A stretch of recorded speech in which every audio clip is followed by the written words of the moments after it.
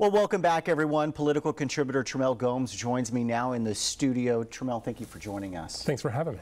Now, we had a huge breakthrough with the U.S. and Cuba relations. We're going to have embassies now in both countries. Talk to me a little bit about, I guess, do you feel this is going to mend the relationships between the two companies truly? Well, this is the hope for the two countries. When you were asking President Obama, that's why he's going forward with this effort to open up U.S.-Cuba relations. And the beginning point is with the embassies and reopening the embassies. This has happened, like, it's been 54 years since things were shut down. So it's been a long time coming. And of course, there's a lot of opposition going into this. It's very partisan. With a handful of those working across the aisle on different sides of the issue. Talk to me a little bit, I guess, about tourism. Do you feel this is going to have an effect, positive or negative? Well, that's another goal in the long term. Nothing immediate.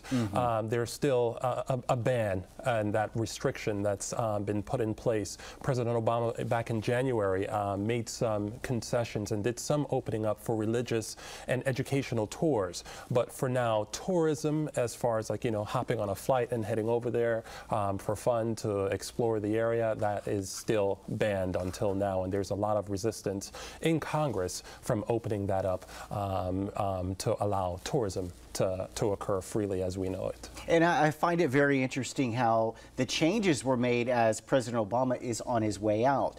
Talk to me now for a second. How are the Republican presidential candidates reacting to this? Well, as Florida is concerned, with our because they're going to be the ones left after this. Yes, yes.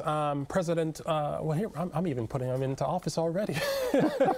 But Senator Marco Rubio, son of a Cuban-born immigrant, he is absolutely opposed.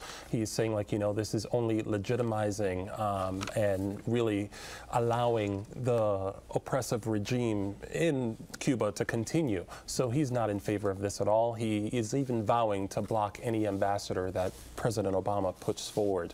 Former Governor Jeb Bush, he is also opposed to normalizing relations with Cuba. So it's really very partisan. Republicans were like, no, this is not the way to go.